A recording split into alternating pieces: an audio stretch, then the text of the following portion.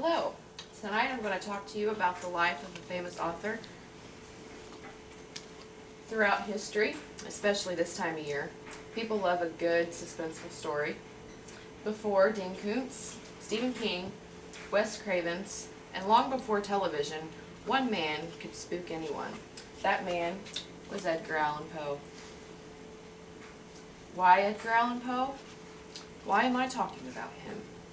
I believe that in order to fully understand the author, you must understand the history of the man.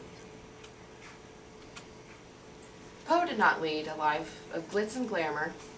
In fact, he kind of had a horrible life. He was only around for 40 years, and all through his 40 years, he faced physical, emotional, and mental problems. Edgar Poe was born January 19, 1809, in Boston, Massachusetts. His parents were David Poe Jr. and Elizabeth Eliza Arnold. Both parents were actors. He was their second child. David, his father, went on a trip to New York and never came home.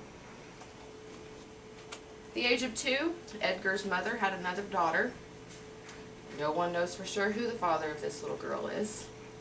Shortly after the birth, Eliza fell ill and died at home.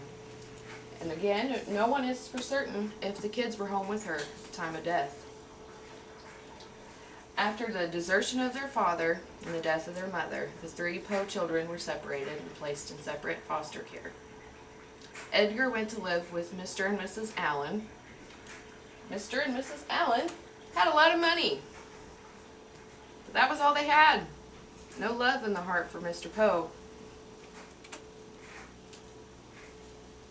Little Edgar spent most of his youth in boarding schools. The Allens moved to London. They were big tobacco farmers and invested a lot of money in tobacco. However, in 1820, the tobacco market crashed in London. Therefore, they moved back to the good old USA. As a teenager, good old Edgar Allan Poe was just like any other teenage boy. He liked to swim. He liked to run. He argued with his dad. He did okay in school. After high school, he enrolled in the University of Virginia. In high school, he fell in love with a girl named Elmira. Elmira and he engaged. However, his dad, Mr. Allen, did not like the union. He disliked the union so much that the letters between the two of them were intercepted, and they never got married. During this time, Mr. Allen inherited approximately $750,000. Keep in mind, this is in the 1800s. And Edgar had no money to go to school. His dad gave him nothing. Therefore, Poe dropped out after 1 year. After going to college, Edgar Allan joined the Army. He signed up for a 5-year term, but after 2 years, he was ready to quit. He left the Army with the intent of reconciliation with his father. However, at that time, his foster mother passed away. Poe ended up marrying his 13-year-old cousin named Virginia. He called her Sissy, and the poor man moved him, his 13-year-old wife, and his mother-in-law to Richmond, Virginia.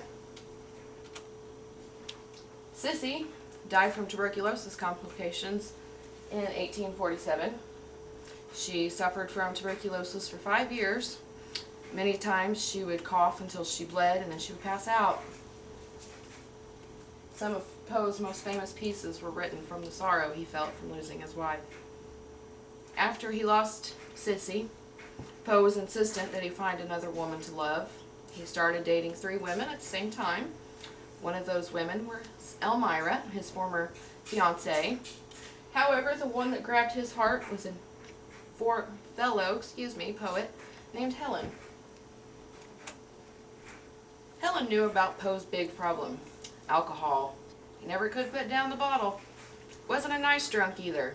He would turn mean and violent. Helen told him that if she was going to marry him, he would put down that bottle. At this, Edgar Allan Poe attempted suicide and was not successful. Despite this, they continued their engagement but never married. To the end of his life, Edgar Allan's biggest problem was alcoholism. At the time of his death, no one knows for certain what happened. He went to a bar, got really, really drunk, and was found unconscious and dirty, and died in the hospital 5 days later.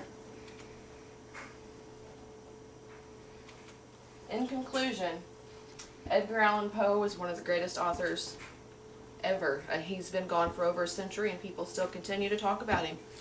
Therefore, form your own conclusions about the life of Edgar Allan Poe, but can you really argue his fame or infamy?